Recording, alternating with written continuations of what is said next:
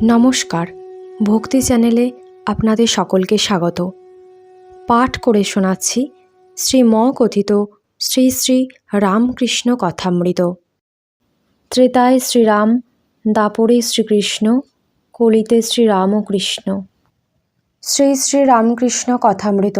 ঠাকুর শ্রী রামকৃষ্ণ দক্ষিণেশ্বর মন্দিরে রাম, বাবুরাম, মাস্টার, চুনি, অধর, ভবনাথ, নিরঞ্জন প্রভৃতি ভক্ত সঙ্গে। ঠাকুর শ্রী রামকৃষ্ণ দক্ষিণেশ্বর মন্দিরে সেই ঘরে নিজের আসনে ছোট খাটটিতে ভক্ত সঙ্গে বসিয়া আছেন। বেলা 11টা হইবে, এখনও তাহার সেবা হয় নাই। গতকাল শনিবার ঠাকুর শ্রীযুক্ত অধর সেনের বাটিতে ভক্ত সঙ্গে শুভাগমন করিয়াছিলেন। হরিনাম কীর্তন মহোৎসব করিয়া সকলকে ধন্য করিয়াছিলেন। আজ এখানে শ্যামদাসের কীর্তন হইবে। ঠাকুরের কীর্তন আনন্দ দেখিবার জন্য অনেক ভক্তের সমাগম হইতেছে। প্রথমে বাবুরাম, মাস্টার, শ্রীরামপুরের ব্রাহ্মণ, মনমোহন, ভবনাথ, কিশোরী, তৎপরে চুনিলাল, হরিপদ প্রভৃতি। ক্রমে মুখুজ্জে ভ্রাতৃদ্বয়, রাম, সুরেন্দ্র, তারক, অধর, নিরঞ্জন, লাটু, হরিশ ও হাজরা আজকাল দক্ষিণেশ্বরেই থাকেন।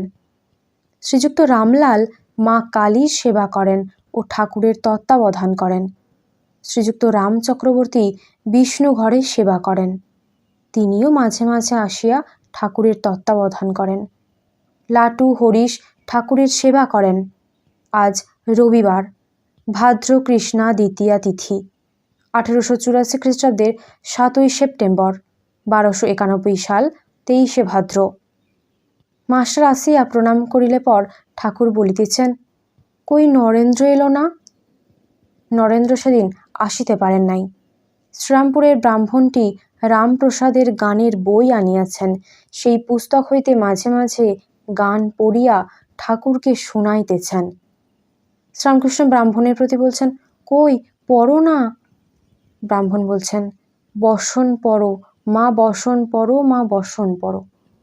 শ্রীরামকৃষ্ণ বলছেন, ওসব রাখো, আকাট বিকাট এমন পড়ো যাতে ভক্তি হয়। ব্রাহ্মণ বলছেন, কে জানে কালী কেমন, স্বরদর্শনে না পায় দর্শন। শ্রীরামকৃষ্ণ মাস্টারের প্রতি বলছেন, কাল অধর সেনের বাড়ি ভাব অবস্থায় এক পাশে থেকে পায়ে ব্যথা হয়েছিল, তাই তো বাবুরামকে নিয়ে যাই, দরদি। এই বলিয়া ঠাকুর গান গাহিতেছেন, মনের কথা কইব কিসই কইতে মানা, দরদি নইলে প্রাণ বাঁচে না। ঠাকুর বলছেন, শাক্ত মতের সিদ্ধকে বলে কৌল, বেদান্ত মতে বলে পরমহংস, বাউল বৈষ্ণবদের মতে সাঁই, সাঁইয়ের পর আর নাই।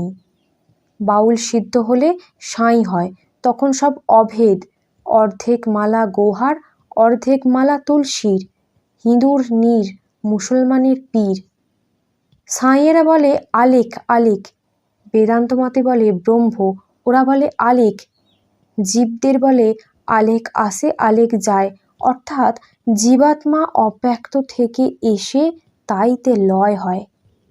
তারা বলে হাওয়ার খবর জানো, অর্থাৎ কুলকুণ্ডলিনী জাগরণ হলে ইরা, পিঙ্গলা, সুষুম্না এদের ভিতর দিয়ে যে মহাবায়ু ওঠে তাহার খবর। জিজ্ঞাসা করে, কোন পৈঠেতে আছো? 6টা পৈঠে, ষড়চক্র। যদি বলে পঞ্চমে আছে, তার মানে যে বিশুদ্ধ চক্রে মন উঠেছে। ঠাকুর মাস্টারের প্রতি বলছেন, তখন নিরাকার দর্শন যেমন গানে আছে। এই বলিয়া ঠাকুর একটু সুর করিয়া বলিতেছেন, তদর্ধেতে আছে মাগো অম্বুজে আকাশ, সে আকাশ রুদ্ধ ভুলে সকলই আকাশ। ঠাকুর বলছেন, একজন বাউল এসেছিল, তা আমি বললাম, তোমার রসের কাজ সব হয়ে গেছে, খোলা নেমেছে, যত রস জাল দেবে তত রিফাইন হবে। প্রথম আখের রস, তারপর গুড়, তারপর দোলো, তারপর চিনি, তারপর মিছরি, ওলা, এইসব ক্রমে ক্রমে আরও রেফাইন হচ্ছে। খোলা নামবে কখন? অর্থাৎ সাধন শেষ হবে কবে? যখন ইন্দ্রিয় জয় হবে। যেমন জোঁকের উপর চুন দিলে জোঁক আপনি খুলে পড়ে যাবে, ইন্দ্রিয় তেমনই শিথিল হয়ে যাবে। ওরা অনেকে রাধাতন্ত্রের মতে চলে, পঞ্চতন্ত্র নিয়ে সাধন করে পৃথিবীতত্ত্ব, জলতত্ত্ব, অগ্নিতত্ত্ব, বায়ুতত্ত্ব, আকাশতত্ত্ব, মল মূত্র, রজ বীজ, এইসব তত্ত্ব। এসব সাধন বড় নোংরা সাধন, যেমন পায়খানার ভিতর দিয়ে বাড়ির মধ্যে ঢোকা। ঠাকুর বলছেন, ওদেশে এই মতের লোক একজন দেখেছি, সরি পাথর মানে সরস্বতী পাথর, মেয়ে মানুষ। এ মতের লোকে পরস্পরের বাড়িতে খায়, কিন্তু অন্য মতের লোকের বাড়ি খাবে না। মল্লিকরা সরি পাথরের বাড়িতে গিয়ে খেলে, তবু হৃদের বাড়িতে খেলে না, বলে ওরা জীব। আমি একদিন তার বাড়িতে হৃদের সঙ্গে বেড়াতে গেছিলাম, বেশ তুলসী বন করেছে, কড়াই মুড়ি দিলে দুটি খেলুম, হৃদে অনেক খেয়ে ফেললি, তারপর অসুখ। ওরা সিদ্ধ অবস্থাকে বলে সহজ অবস্থা। এক থাকের লোক আছে, তারা সহজ সহজ করে চেঁচায়, সহজ অবস্থার দুটি লক্ষণ বলে। প্রথম, কৃষ্ণগন্ধ গায়ে থাকবে না। দ্বিতীয়, পদ্মের উপর অলি বসবে, কিন্তু মধুপান করবে না। কৃষ্ণগন্ধ নাই, এর মানে ঈশ্বরের ভাব সমস্ত অন্তরে, বাহিরে কোনো চিহ্ন নাই, হরিনাম পর্যন্ত মুখে নাই। আরেকটির মানে কামিনীতে আসক্তি নাই, জিতেন্দ্রিয়। ওরা ঠাকুর পুজো, প্রতিমা পুজো এসব লাইক করে না, জীবন্ত মানুষ চায়। তাই তো ওদের এক থাকের লোককে বলে কর্তা ভজা, অর্থাৎ যারা কর্তাকে, গুরুকে ঈশ্বর বোধে ভজনা করে, পুজো করে। শ্রীরামকৃষ্ণ বলছেন, দেখেছ কত রকম মত, মত পথ, অনন্ত মত, অনন্ত পথ। ভবনাথ বলছেন, এখন উপায়? শ্রীরামকৃষ্ণ বলছেন, একটা জোর করে ধরতে হয়। ছাদে গেলে পাকা সিঁড়িতে ওঠা যায়, একখানা মইয়ে ওঠা যায়, দড়ির সিঁড়িতে ওঠা যায়, এক গাছা দড়ি দিয়ে, এক গাছা বাঁশ দিয়ে ওঠা যায়। কিন্তু এতে খানিকটা পা, ওতে খানিকটা পা দিলে হয় না, একটা দৃঢ় করে ধরতে হয়। ঈশ্বর লাভ করতে হলে একটা পথ জোর করে ধরে যেতে হয়। আর সব মতকে এক একটি পথ বলে জানবে। আমার ঠিক পথ আর সকলের মিথ্যা, এরূপ বোধ না হয়, বিদ্বেষ ভাব না হয়। ঠাকুর বলছেন, আচ্ছা আমি কোন পথের? কেশব সেন বলতো, আপনি আমাদেরই মতের, নিরাকারে আসছেন। শশধর বলে, ইনি আমাদের। বিজয় গোস্বামীও বলে, ইনি আমাদের মতের লোক। ঠাকুর কি বলিতেছেন যে আমি সব পথ দিয়াই ভগবানের নিকট পৌঁছিয়াছি, তাই সব পথের খবর জানি, আর সকল ধর্মের লোক আমার কাছে এসে শান্তি পাবে? ঠাকুর পঞ্চবটির দিকে মাস্টার প্রভৃতি দু একটি ভক্তের সঙ্গে যাইতেছেন, মুখ ধুইবেন, বেলা 12টা, এইবার বাণ আসিবে। তাই শুনিয়া ঠাকুর পঞ্চবটির পথে একটু অপেক্ষা করিতেছেন। ভক্তদের বলিতেছেন, জোয়ার ভাটা কি আশ্চর্য! কিন্তু একটি দেখো, সমুদ্রের কাছে নদীর ভিতর জোয়ার ভাটা খেলে, সমুদ্র থেকে অনেক দূর হলে এক টানা হয়ে যায়। এর মানে কি? ওই ভাবটা আরোপ করো। যারা ঈশ্বরের খুব কাছে, তাদেরই ভিতর ভক্তি ভাব এই সব হয়। আবার দু একজনের মহাভাব, প্রেম এসব হয়। ঠাকুর মাস্টারের প্রতি বলছেন, আচ্ছা জোয়ার ভাটা কেন হয়? মাস্টার বলছেন, ইংরাজি জ্যোতিষশাস্ত্র বলে যে সূর্য ও চন্দ্রের আকর্ষণে এইরূপ হয়। এই বলিয়া মাস্টার মাটিতে অঙ্ক পাতিয়া পৃথিবী, চন্দ্র ও সূর্যের গতি দেখাইতেছেন। ঠাকুর একটু দেখিয়াই বলিতেছেন, থাক বাপু থাক, ওতে আমার মাথা ঝনঝন করে। কথা কহিতে কহিতে বান ডাকিতে লাগিল, দেখিতে দেখিতে জলোচ্ছ্বাস শব্দ হইতে লাগিল। ঠাকুরবাড়ির তীরভূমি আঘাত করিতে করিতে উত্তর দিকে বান চলিয়া গেল। এক দৃষ্টে দেখিতেছেন। দূরের নৌকা দেখিয়া বালকের ন্যায় বলিয়া উঠিলেন, দেখো দেখো ওই নৌকাখানি বা কী হয়। ঠাকুর পঞ্চবটি মূলে মাস্টারের সহিত কথা কহিতে কহিতে আসিয়া পড়িয়াছেন, একটি ছাতা সঙ্গে। সেইটি পঞ্চবটির চাতালে রাখিয়া দিলেন। নারায়ণকে সাক্ষাৎ নারায়ণের মতো দেখেন, তাই বড় ভালোবাসেন। নারায়ণ স্কুলে পড়ে। এবার তাহারই কথা কহিতেছেন। শ্রীরামকৃষ্ণ মাস্টারের প্রতি বলছেন, নারায়ণের কেমন স্বভাব দেখেছ? সকলের সঙ্গে মিশতে পারে, ছেলে বুড়ো সকলের সঙ্গে। এটি বিশেষ শক্তি না হলে হয় না। আর সবাই তাকে ভালোবাসে। আচ্ছা, সে ঠিক সরল কি? মাস্টার বলছেন, আগে খুব সরল বলেই বোধ হয়। শ্রীরামকৃষ্ণ বলছেন, তোমার ওখানে নাকি যায়? মাস্টার বলছেন, আগে দু একবার গিয়েছিল। শ্রীরামকৃষ্ণ বলছেন, একটি টাকা তুমি তাকে দেবে না কালীকে বলবো?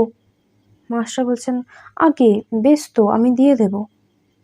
শ্রীরামকৃষ্ণ বলছেন, বেশ তো, ঈশ্বরে যাদের অনুরাগ আছে তাদের দেওয়া ভালো। টাকার সৎ ব্যবহার হয়। সব সংসারে দিলে কি হবে? কিশোরীর ছেলে পুলে হয়েছে, কম মাহিনা চলে না। ঠাকুর মাস্টারকে বলিতেছেন, নারায়ণ বলেছিল কিশোরীর একটা কর্ম করে দেবে, নারায়ণকে একবার মনে করে দিও না। মাস্টার পঞ্চবটিতে দাঁড়াইয়া। ঠাকুর কিয়ৎক্ষণ পরে ঝাউতলা হইতে ফিরিলেন। মাস্টারকে বলিতেছেন, বাহিরে একটা মাদুর পাততে বলো তো, আমি একটু পরে যাচ্ছি, একটু শোবো। ঠাকুর ঘরে পৌঁছিয়া বলিতেছেন, তোমাদের কারুরই ছাতাটা আনতে মনে নাই। ব্যস্তবাগীশ লোক কাছের জিনিসও দেখতে পায় না। একজন আরেকটি লোকের বাড়িতে টিকে ধরাতে গেছিল, কিন্তু হাতে লণ্ঠন জ্বলছে। আরেকজন গামছা খুঁজে খুঁজে তারপর দেখে কাঁধেতেই রয়েছে। ঠাকুরের জন্য মা কালীর অন্নপ্রসাদ আনা হইল। ঠাকুর সেবা করিবেন। বেলা প্রায় 1টা। আহারান্তে একটু বিশ্রাম করিবেন। ভক্তেরা তবুও ঘরে সব বসিয়া আছেন। বুঝাইয়া বলার পর বাহিরে গিয়া বসিলেন। হরিশ, নিরঞ্জন, হরিপদ রান্নাবাড়ি গিয়া প্রসাদ পাইবেন। ঠাকুর হরিশকে বলিতেছেন, তোদের জন্য আমসত্ত্ব নিয়ে যাস। ঠাকুর একটু বিশ্রাম করিতেছেন। বাবুরামকে বলিতেছেন, বাবুরাম, কাছে একটু আয় না। বাবুরাম বলিলেন, আমি পান সাজছি। শ্রীরামকৃষ্ণ বলছেন, রেখে দে পান সাজা। ঠাকুর বিশ্রাম করিতেছেন। এদিকে বকুলতলায় ও পঞ্চবটিতলায় কয়েকটি ভক্ত বসিয়া আছেন। মুখুজ্জেরা, চুনিলাল, হরিপদ, ভবনাথ, তারক শ্রী বৃন্দাবন হইতে সবে ফিরিয়াছেন। ভক্তেরা তাঁর কাছে বৃন্দাবনের গল্প শুনিতেছেন। তারক নিত্যগোপালের সহিত বৃন্দাবনে এতদিন ছিলেন। ঠাকুর একটু বিশ্রাম করিয়াছেন। সম্প্রদায় লইয়া শ্যামদাস মাথুর কীর্তন গাহিতেছেন। নাথ দশর সুখে ইত্যাদি। সুখময় সায়র মরুভূমি ভিল, জলদ নেহারি চাতকী মরি গেল। শ্রীমতীর এই বিরহ দশার বর্ণনা শুনিয়া ঠাকুর ভাবাবিষ্ট হইতেছেন। তিনি ছোট্ট খাটটির উপর নিজের আসনে, বাবুরাম, নিরঞ্জন, রাম, মনমোহন, মাস্টার, সুরেন্দ্র, ভবনাথ প্রভৃতি ভক্তেরা মেঝেতে বসিয়া আছেন। কিন্তু গান ভালো জমিতেছে না। কন্যগড়ের নবাই চৈতন্যকে ঠাকুর কীর্তন করিতে বলিলেন। নবাই মনমোহনের পিতৃব্য। পেনশন লইয়া কন্যগড়ে গঙ্গা তীরে ভজন সাধন করেন। ঠাকুরকে প্রায় দর্শন করিতে আসেন। নবাই উচ্চ সংকীর্তন করিতেছেন। ঠাকুর আসন ত্যাগ করিয়া নৃত্য করিতে লাগিলেন। অমনি নবাই ও ভক্তেরা তাহাকে বেড়াইয়া বেড়াইয়া নৃত্য ও কীর্তন করিতে লাগিলেন। কীর্তন বেশ জমিয়া গেল। মহিমাচরণ পর্যন্ত ঠাকুরের সঙ্গে নৃত্য করিতেছেন।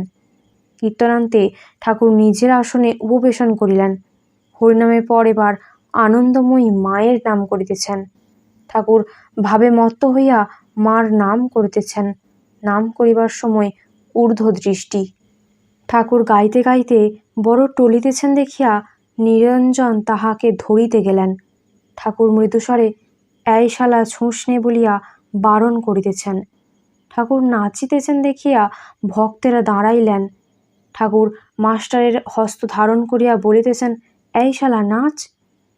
ঠাকুর নিজের আসনে বসিয়া আছেন। ভাবে গড় গড় মাতোয়ারা। ভাব কিঞ্চিত উপশম হইলে বলিতেছেন, ওং ওং ওং ওং ওং ওং কালী। আবার বলিতেছেন, তামাক খাবো। ভক্তেরা অনেকে দাঁড়াইয়া আছেন। মহিমাচরণ দাঁড়াইয়া ঠাকুরকে পাখা করিতেছেন। শ্রীরামকৃষ্ণ মহিমার প্রতি বলছেন, তোমরা বসো, তুমি বেদ থেকে একটা কিছু শোনাও তো। মহিমাচরণ আবৃত্তি করিতেছেন জয় যজমান ইত্যাদি। আবার মহানির্বাণতন্ত্র হইতে স্তব আবৃত্তি করিতেছেন। ওং নমস্তে সতে তে জগৎকারণায় নমস্তে চিতে সর্বলোক আশ্রয়ান মনঃ দ্বৈত তত্ত্বায় মুক্তিপ্রদায় নমো ব্রহ্মণে ব্যাপিনে শাশ্বতায় তমেকম শরণম তমেকম বরেণ্যম তমেকম জগৎকারণম বিশ্বরূপম। ঠাকুর হাত জোর করিয়া স্তব শুনিলেন। পাঠান্তে ভক্তিভরে নমস্কার করিলেন। ভক্তেরাও নমস্কার করিলেন। অধর কলিকাতা হইতে আসিয়া ঠাকুরকে প্রণাম করিলেন। শ্রীরামকৃষ্ণ মাস্টারের প্রতি বলছেন, আজ খুব আনন্দ হলো। মহিম চক্রবর্তী এদিকে আসছে, হরিনামে আনন্দ কেমন দেখলে না? মাস্টার বলছেন, আজ্ঞে হ্যাঁ। মহিমাচরণ জ্ঞান চর্চা করেন। তিনি আজ হরিনাম করেছেন আর কীর্তন সময়ে নৃত্য করিয়াছেন, তাই ঠাকুর আহ্লাদ করিতেছেন। সন্ধ্যা আগত প্রায়। ভক্তেরা অনেকেই একে একে ঠাকুরকে প্রণাম করিয়া বিদায় গ্রহণ করিলেন।